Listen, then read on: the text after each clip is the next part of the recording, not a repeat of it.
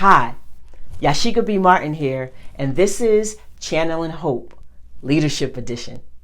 On this journey, I'm going to share 3 essential tools you should have in your leadership toolbox, all in hopes that you gain new perspective, expand your comfort zone, and focus on your future by taking action today. So let's get it.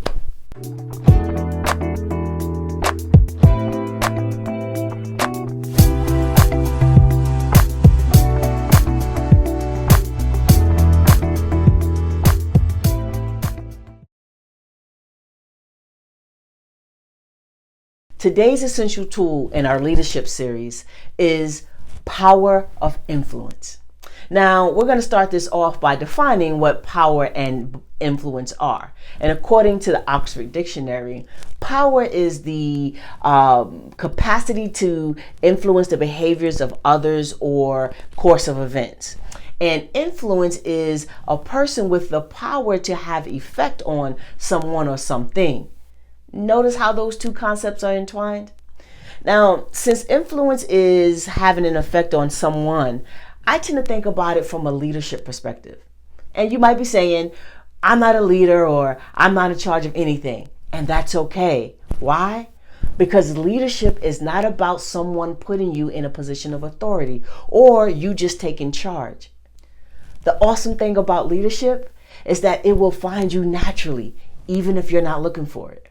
The bottom line, if someone starts to follow you and your subsequent behaviors or actions are governed by this factor, you're leading.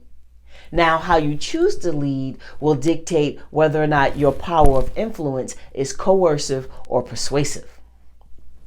Now, coercive power is using your position of authority to get others to take action. And this is like people doing what you want because you are the manager or the coach, the boss, the parent, the older sibling. And this is a reactive influence. Moreover, this type of influential power tends to focus only on problems. Who's at fault? Why it was wrong? Who's responsible for cleaning up the mess, right? And a lot of times when this type of problem is being addressed, the results will be gained through fear of negative consequences, right? As they may be afraid to lose their job, their status, or their role if they don't follow you.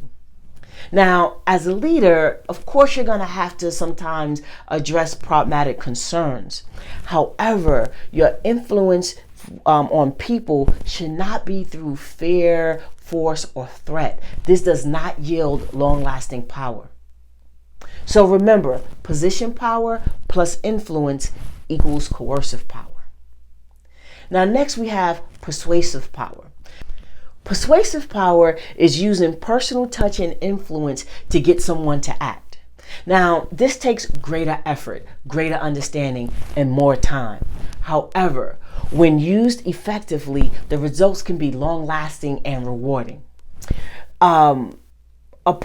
Using personal power requires the leader to serve the needs of those that they lead. And this sometimes can be counterintuitive to our natural behavior, right? Because how we tend to lead is based on how we think. Ergo, toughness is based on what we perceive tough to be, right? And compassion is based on what we perceive compassion to be. And the personal touch to persuasive power is being able to adjust to situations as they come and not react how we think it should be. What you're begin to see is that people will go above and beyond because they believe in your leadership and they want to be invested in the outcome. So think about it. Personal power plus influence equals persuasive power. All right, now that concludes part 1 of our first essential tool. You now have the power of influence in your leadership toolbox. Now stay tuned for part 2 because I will give you 3 action items, 3 perspectives, 3 concepts that can help you put a personal touch on your leadership influence. Until then, hit the like button, subscribe, and share with others. And as always, choice is freedom and decision is power.